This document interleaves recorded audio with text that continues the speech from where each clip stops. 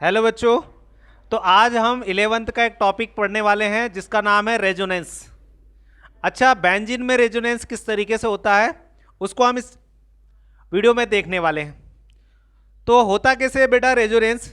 तो मान लिया जाए एक बेंजीन है, इसके ऊपर हमने एक एटम जोड़ दिया। अब वो कोई भी हो सकता है, हेलोजन हो सकता है, कोई फंक्शनल ग्रुप हो सकता है। अब उसके पास एक, हम कह सकते हैं कि लोन पेयर है। ये क्या है बेटा? लोन पेयर है। तो इसमें रेजोनेंस कैसे होगा कि यहां पर ये जो दो इलेक्ट्रॉन है वो बॉन्ड में कन्वर्ट हो जाएंगे। अब जब ये दो इलेक्ट्रॉन यहां बॉन्ड में कन्वर्ट हो, क्योंकि दो इलेक्ट्रॉन मिलकर एक बॉन्ड बनता है, तो दो इलेक्ट्रॉन यहां जब बॉन्ड में कन्वर्ट होंगे तो ये कार्बन के पास 5 बॉन्ड हो जाएंगे, जिसके कारण ये वाला जो अंदर वाला बॉन्ड है, ये बॉन्ड यहां पर किस में कन्वर्ट हो जाएगा बेटा? इलेक्ट्रॉन में कन्वर्ट हो जाएगा। इसका मतलब यहां पर तो आ जाएगा डबल बॉन्ड, यहां पर तो आ जाएगा डबल बॉन्ड, यहां पर हम लगा देते हैं डबल बॉन्ड। तो इस तरीके से यहां पर आ जाएगा ये डबल बॉन्ड, और फिर यहां वाला जो बॉन्ड है वो इलेक्ट्रॉन में कन्वर्ट होगा, तो हम इसको यहां इलेक्ट्रॉन लिख दे। ये दो इलेक्ट्रॉन है। अब देखो ध्यान से, ये जो दो इलेक्ट्रॉन है अगेन यहां पर बॉन्ड में कन्वर्ट होंगे। तो देखो यहां ये बॉन्ड में कन्वर्ट होगा, तो ये वाला जो बॉन्ड है वो किस में कन्वर्ट हो जाएगा बेटा? इलेक्ट्रॉन में कन्वर्ट हो जाएगा। इसका मतलब थर्ड स्टेज में क्या होने वाला है कि ये वाला जो इलेक्ट्रॉन है ये यहां पर बॉन्ड में कन्वर्ट हो गए। यहां ऑलरेडी से ये बॉन्ड ऑलरेडी पहले ही लगा हुआ है, बॉन्ड है, यहां पर बॉन्ड लगा देते। ये वाला डबल बॉन्ड यहां पर लगा हुआ है। अब देखो ध्यान से, ये वाला जो बॉन्ड है इलेक्ट्रॉन में कन्वर्ट हुआ, तो मैं यहां इसको इलेक्ट्रॉन लिख देता हूं। ये थर्ड स्टेप में हम ऐसा देखने को मिलेगा।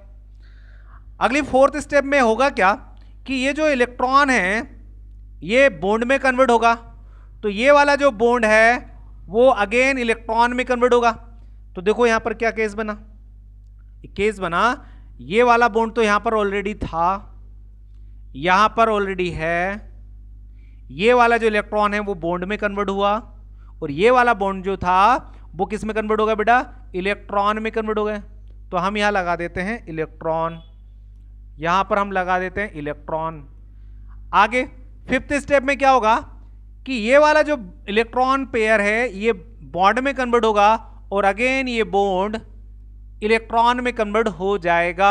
इसका मतलब है कि लास्ट फिफ्थ स्टेज में हमें यहां पर ये बॉन्ड मिलेगा, ये वाला बॉन्ड यहां मिला, और ये वाले जो इलेक्ट्रॉन है वो बॉन्ड में कन्वर्ट हो गए, और यहां वाला बॉन्ड वापस इलेक्ट्रॉन में कन्वर्ट हो गया। आ गई बात समझ में? इसका मतलब है बेंजीन में बॉन्ड का क्या हो रहा है? रोटेशन हो रहा है। मतलब देखो यहां वाला बॉन्ड यहां पहुंच गया, यहां वाला बॉन्ड यहां पहुंच गया, और यहां वाला बॉन्ड यहां पहुंच गया, और ये वाला बॉन्ड। तो कहने का मतलब कुल मिला के यहां पर बॉन्ड का रेजोनेंस होता है। इसलिए हम इसको स्ट्रक्चर को ऐसा भी बनाते हैं। इसका स्ट्रक्चर कैसे बना सकते हैं हम बेटा? तो हमने ये बनाया बेंजीन इस तरीके से, और इस बेंजीन में हमें इस तरीके से सेंटर में हमने इसको इस तरीके से बना दिया। आई बात समझ में? तो आप एक बेंजीन को ऐसा भी लिख सकते हैं, ऐसा भी लिख सकते हैं। आ गई बात समझ में बेटा? अब देखो ध्यान से, इस बेंजीन में ये वाली जो पोजीशन होती है इसको हम ऑर्थो पोजीशन बोलते हैं, इसको हम ऑर्थो बोलते हैं। ये वाली पोजीशन को भी हम ऑर्थो बोलते हैं बेटा। ये वाली पोजीशन यहां पेरा होती है, ये पैरा होती है बेटा।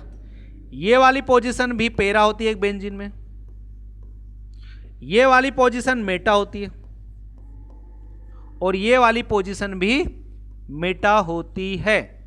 तो इस तरीके से एक बेंजीन में कंप्लीट रेजोनेंस होता है।